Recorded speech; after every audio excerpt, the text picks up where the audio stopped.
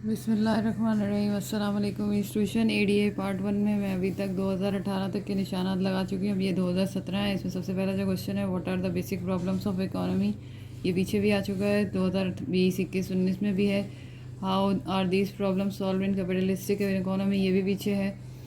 अब second question जो इसका है, give brief comparison between monopoly and monopolistic competition. तो ये मेरी बुक जो है उसके चैप्टर नंबर 12 में, मेरी बुक में चैप्टर नंबर 12 है, equilibrium of firm under imperfect competition. तो इसमें आपने जाना है यहाँ पे comparison between monopoly and monopolistic competition. इसमें डिसिमिलैरिटीज़ हैं। तो सबसे पहले आपको यहाँ पे डिफरेंस मिलेगा। ये जो डिसिमिलैरिटीज़ हैं ये डिफरेंस है। पहली हेडिंग में आपने डेफिनेशन लिखनी है। अब इसकी हेडिंग्स नहीं बनी हुई तो इसकी हेडिंग्स हमें बनानी है। सबसे पहले यहाँ पे प्रोड्यूसर की हेडिंग आ जाएगी और ये पूरा यहाँ से लेके यहाँ तक, फिर आगे यहाँ से लेके यहाँ तक। फिर फार्म एंड इंडस्ट्री की डेफिनेशन आएगी, ये यहाँ से लेके यहाँ तक और ये यहाँ से लेके यहाँ तक। फिर यहाँ पर ये प्रोडक्ट की हेडिंग आएगी, ये यहाँ से लेके यहाँ तक और फिर ये यहाँ से लेके यहाँ तक। और इसमें पहला पॉइंट हम मोनोपोली का लिख रहे हैं, तो हर बारी में ध्यान रखना कि पहला पॉइंट मोनोपोली का ही हो। फिर ये नेक्स्ट पॉइंट है, इसमें हमारे पास हेडिंग है ये प्रोडक्ट। अच्छा, ये इसी के कंटिन्यूटी कर रहा है, यहाँ से लेके यहाँ तक, फिर ये यहाँ से लेके यहाँ तक लिखेंगे और ये नीचे एक लाइन एक्स्ट्रा लिखनी, ये वाला पॉइंट नहीं है। फिर यहाँ पे प्राइजेस की हेडिंग आएगी, यहाँ से लेके पहले आपने यहाँ तक लिखना है, फिर यहाँ से लेके यहाँ तक लिखना है। नेक्स्ट जो है क्लोज सब्स्टिट्यूट, यहाँ से लेके यहाँ तक, फिर ये इसकी यहाँ से, और यहाँ पे हेडिंग लगानी है हमको एंट्री अंडर, यहाँ से लेके और फिर ये इधर। तो ये आपके पास इसका हो जाएगा डिफरेंस मोनोपोली और मोनोपोलिस्टिक कंपटीशन का। फिर इसके बाद मोनोपोलिस्टिक कंपटीशन, ये 2019 में निशान लगा चुकी हूँ। और ये जो क्वेश्चन था ये वाला, ये मेरे चैनल पे भी है। फिर इसके बाद इंडिफरेंस कर्व की प्रॉपर्टीज़, ये पीछे हो चुका है। कंज्यूमर इक्विलिब्रियम भी, relationship between average cost and marginal cost, ये मेरे पास चैप्टर 9 में है ये क्वेश्चन।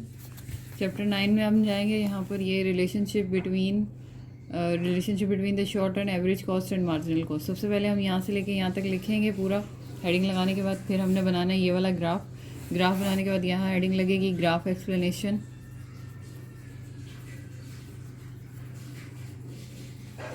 फिर ये ग्राफ एक्सप्लेनेशन करके यहाँ तक लिख देना इसको। तो ये आपका ये क्वेश्चन हो जाएगा। फिर इसके बाद जो नेक्स्ट है लॉ ऑफ डिमिनिशिंग रिटर्न, ये 2019 में मैं निशान लगा चुकी हूँ। Difference between micro and macro economics, ये आपको मेरे चैनल पे मिल जाएगा। और प्राइस डिस्क्रिमिनेशन 2020 में आया था, तो मैंने इसके निशाना वहाँ लगवा दिए थे।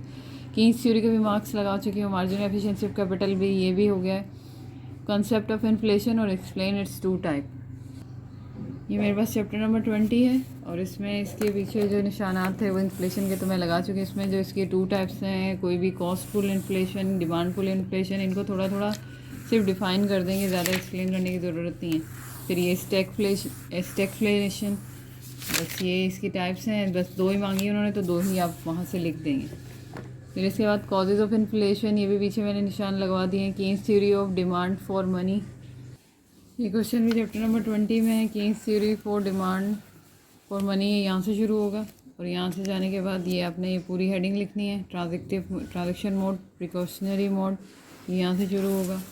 फिर स्पेकुलेटिव मोड, पहले आपने यहाँ से लेके यहाँ तक लिखना है, फिर यहाँ से लेके यहाँ तक लिखना है। और फिर ये इसका आपने हेडिंग लगानी है एग्रीगेटिव डिमांड फॉर मनी, इसमें आपने यहाँ से लेके यहाँ तक लिखना है। और फिर ये वाली क्वेश्चन लिखनी है, फिर ये क्वेश्चन, फिर ये क्वेश्चन ये सब कुछ लिख के यहाँ पर इसको आपने कंप्लीट कर देना। तो ये क्वेश्चन यहाँ पे पूरा हो जाएगा, Keynes theory of demand for money. फिर इसके बाद IS कर्व मैं लगवा चुकी हूँ। काइंड्स ऑफ अनएम्प्लॉयमेंट अब मुझे मिल गया, तो ये 242 पेज पे। सबसे पहले kinds of employment, seasonal unemployment, ये यहाँ से लेके यहाँ तक शुरू होगी। काइंड्स हैं इसकी, यहाँ पे ये क्वेश्चन बहुत बड़ा है, इसमें रेमेडीज़ भी हैं। अगर रेमेडी लिखना चाहे तो लिख लें, वरना सिर्फ आपने काइंड्स एक्सप्लेन करनी। फिर है टेक्नोलॉजिकल अनएम्प्लॉयमेंट, ये यहाँ से है कि यहाँ तक, फिर साइकिलिक, फिर यहाँ से लेके ये यहाँ तक आएगी। फिर स्ट्रक्चरल, यहाँ से लेके यहाँ तक। और डिस्गाइज अनएम्प्लॉयमेंट, ये यहाँ से लेके यहाँ तक। तो ये आपकी अनएम्प्लॉयमेंट्स की काइंड्स हो जाएंगी। प्रिंसिपल ऑफ मल्टीप्लायर मैं करवा चुकी हूँ, तो ये 2017 के निशानात हो गए।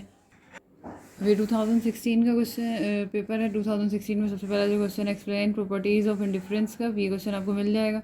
फिर explain income and substitution effect of a price change, ये मैं अपलोड कर चुकी हूँ अपने चैनल पे, तो ये वहाँ से मिलेगा। बुक में इतना कोई खास नहीं बना हुआ, तो मैं इसका लिंक अपने डिस्क्रिप्शन बॉक्स में मेंशन कर दूँगी। Explain what is mean by elasticity of demand.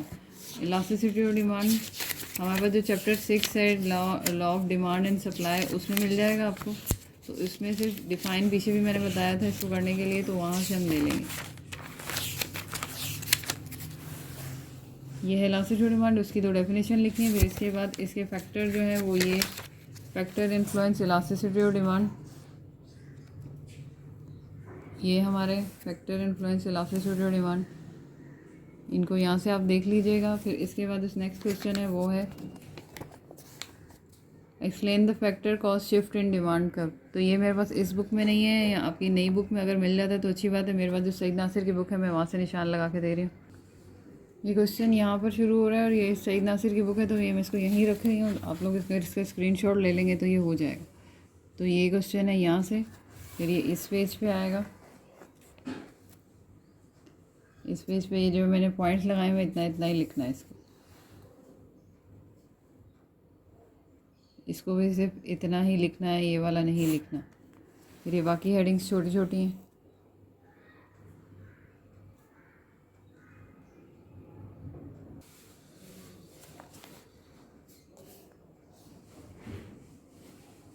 ये इतना कर लेंगे तो ये क्वेश्चन हो जाएगा। तो ये यहाँ से हो गया। फिर परफेक्ट कंपटीशन के निशान में पीछे लगवा चुकी हूँ। Law of equi marginal utility, law of equi marginal utility हमें चैप्टर 3 में मिलेगा। चैप्टर 3 में law of equi marginal utility, इसको लॉ ऑफ सब्स्टिट्यूशन भी कहते हैं और लॉ ऑफ इंडिफरेंस भी कहते हैं। सबसे पहले पहली हेडिंग यहाँ से आएगी, ये बनेगा इंट्रोडक्शन। फिर हमें दूसरी हेडिंग लगानी है स्टेटमेंट, ये आप एक लिख दें, ये मार्शल वाला लिख दें। फिर तीसरी एक्सप्लेनेशन, एक्सप्लेनेशन की हेडिंग लगाने के बाद आपने यहाँ से लेके लिखना शुरू करना है और यहाँ तक पहुँचना है। फिर इसके बाद ये वाला पॉइंट भी ऐड कर देंगे तो ठीक है। ये तीसरी हेडिंग। फिर इसके बाद चौथी हेडिंग है, आपने ये शेड्यूल बनाना है। ये शेड्यूल बनेगा। यहाँ से शेड्यूल लिखने के बाद आपने पहुँचना है, अच्छा वो पीछे एक्सप्लेनेशन में ये वाला पॉइंट भी आएगा। फिर आप शेड्यूल बनाएंगे, फिर शेड्यूल में शेड्यूल एक्सप्लेनेशन यहाँ से शुरू होगी और यहाँ तक पूरी हो जाएगी। फिर आपने ये ग्राफ बनाना है और ये ग्राफ यहाँ से ग्राफ एक्सप्लेनेशन शुरू होगी एज इट इज़ और ये पहुँचेगी यहाँ तक। तो ये आपके पास law of equi marginal utility आ गया। इंटरनल और एक्सटर्नल इकोनॉमीज़ में 2019 में लगा चुकी हूँ। Macro economics law of constant भी एक्सप्लेन कर चुकी हूँ। Difference between gross domestic product and gross national product, ये आप कॉन्सेप्ट से याद करेंगे, उनकी मदद से लिख लेंगे। Significance of measurement of national income, ये सिग्निफिकेंस आपको नेशनल मैक्रो इकोनॉमिक्स में जो नेशनल इनकम का टॉपिक है उसमें जाके मिलेगा, चैप्टर नंबर 13। तो ये नेशनल इनकम की सिग्निफिकेंस, ये 3 पॉइंट, फिर बाकी यहाँ पे सारा आपको मिल जाएगा। तो ये पूरा सवाल बुक से ही आपको आराम से मिल जाएगा। तो ये हो गए सिग्निफिकेंस।